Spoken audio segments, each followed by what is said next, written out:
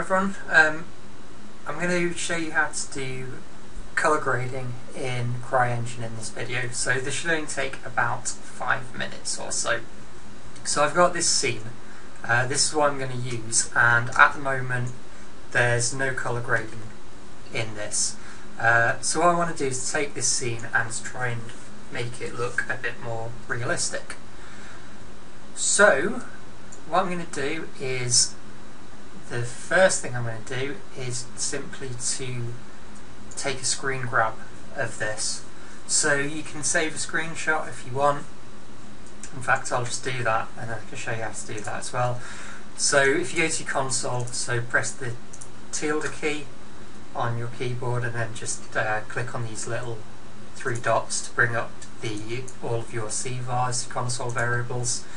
And if we put in capture into there, then we can set capture frames to equal 1, and as soon as we do that it will start taking screenshots. We only want one screenshot, so we'll just turn capture frames once onto 1 first and then put capture frames to 1, and once we've done that we can set it back to 0.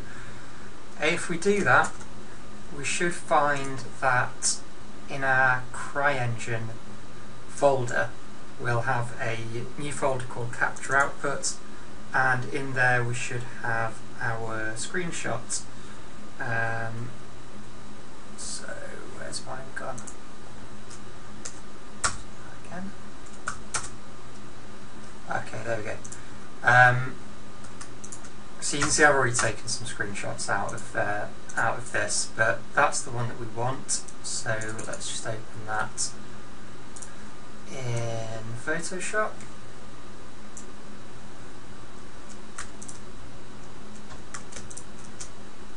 Okay, and I'll just snip this down a little bit actually.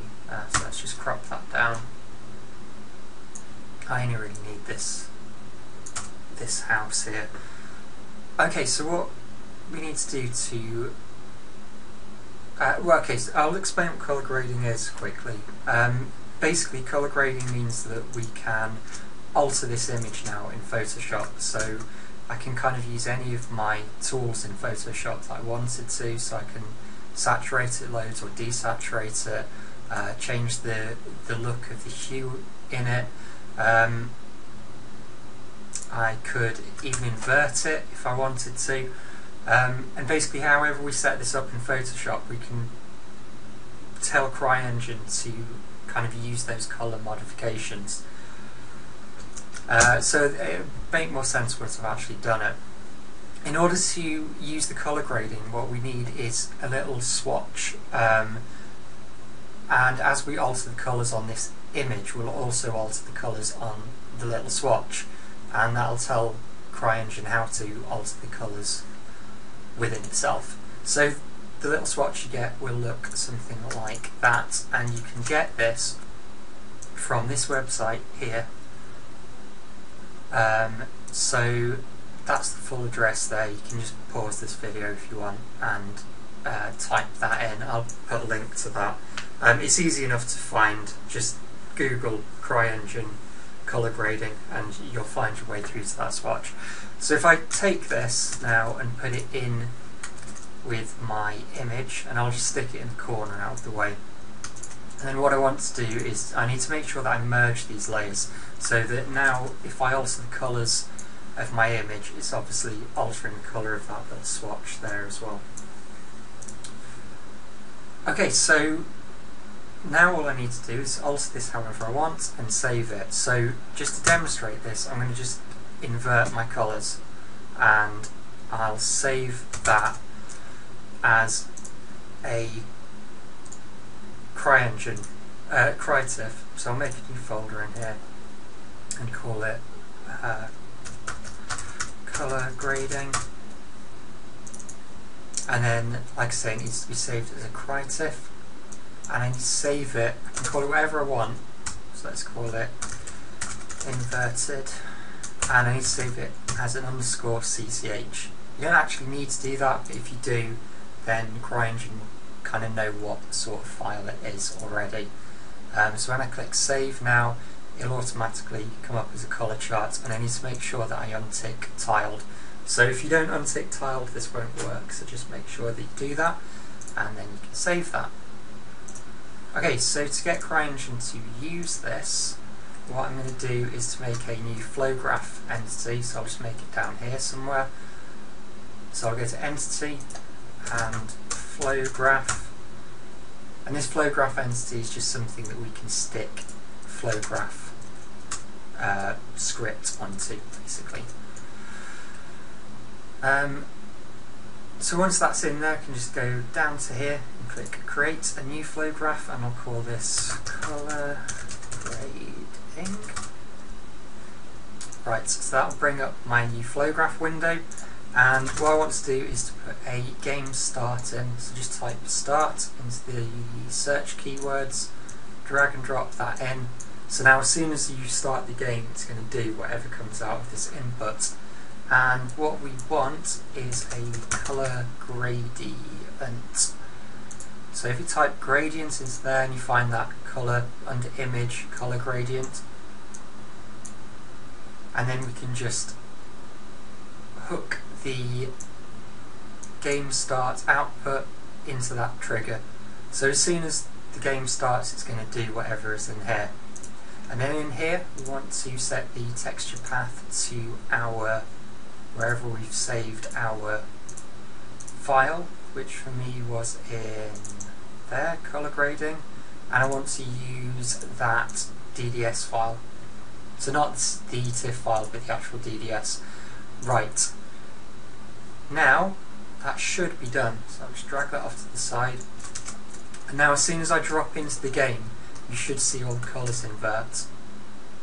Like that.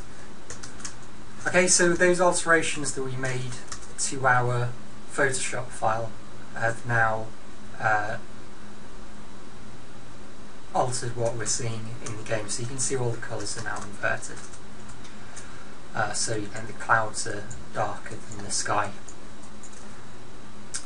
Right, so it's quite unlikely that you would want to invert your colours unless you're doing some kind of strange effect. You know, maybe the player's been knocked on the head or something. But in this case, let's try doing this a different way. So I'll undo that. Essentially, you probably want to play around a bit and just get this looking however you want. What you can do is you can take a photograph of something in the real world that you think is similar. So I just spent about 2 minutes looking for this. I'm sure this isn't exactly the most ideal look.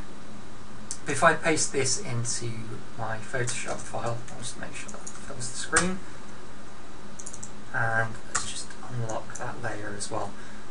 Okay, so what I'll do now is I've just put this new layer below the picture from Cryengine, and what I'm going to do is select the picture from Cryengine, go to image and adjustments and match colour, and then if I select this file as my source and I want layer 1,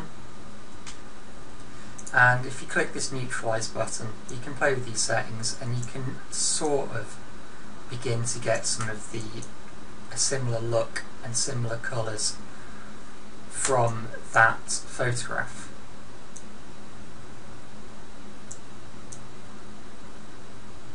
Okay, so I'm not going to play with that for too long, but that was before and that was after. So you can see definitely the look of this now. This is how it was before, and with that match colour, I'm definitely getting a bit more of a realistic photographic look. So that's it. I'll save this now as photo, and again as Crytif _CCH. Make sure I take tiled off, so I've just got that little strip of colour. Save that in there. Back to Cryengine, and where are we?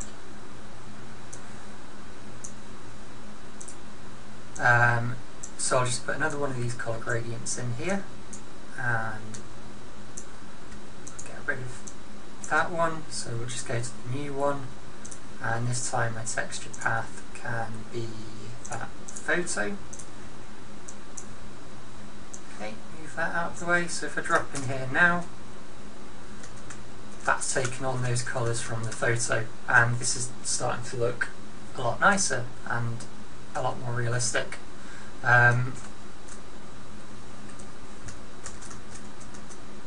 So that's it, that's all there is to it. It's a really useful and very powerful tool, and it definitely makes a big difference, and can really add a lot of realism to your work. So hopefully that helps.